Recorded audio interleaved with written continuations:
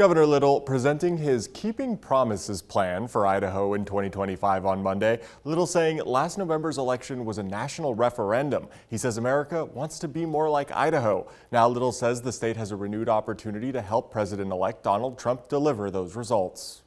Just 2 months ago, on the eve of a historic presidential election, America teetered between two very different futures.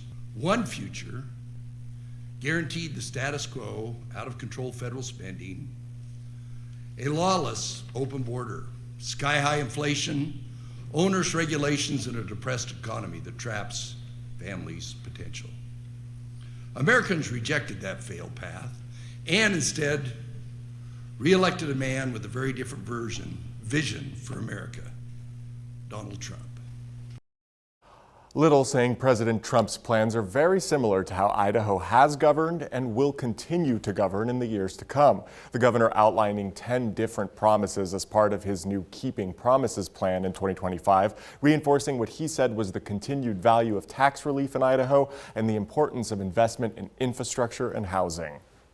My Keeping Promises plan continues the trend. I'm proposing yet another round of tax relief for hardworking Idaho families.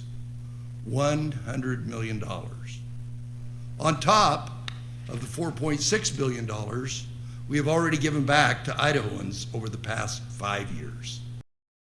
Those tax cuts, Little said, alongside further investments in Idaho roadways, bridges, and transportation infrastructure will keep the state growing economically while also providing a high quality of life for citizens and businesses.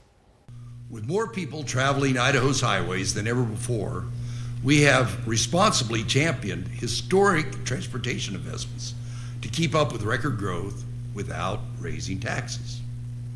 Our Keeping Promises plan keeps our foot on the gas with additional transportation funding. We will continue to improve our existing roads and bridges and get people and products across our state safely and efficiently. Now, what those infrastructure and transportation investments will look like remains unclear, and how the state will fund these projects remains in question. Governor Little also announcing more funding for Idaho's public education as well as alternative schooling options. Little saying $150 million will go towards public school funding to support rural schools, mental health and school safety, as well as accountability initiatives. He also announced $50 million to expand educational opportunities through school choice. Before Little's address, the former governor of Arizona speaking about the topic at the State House,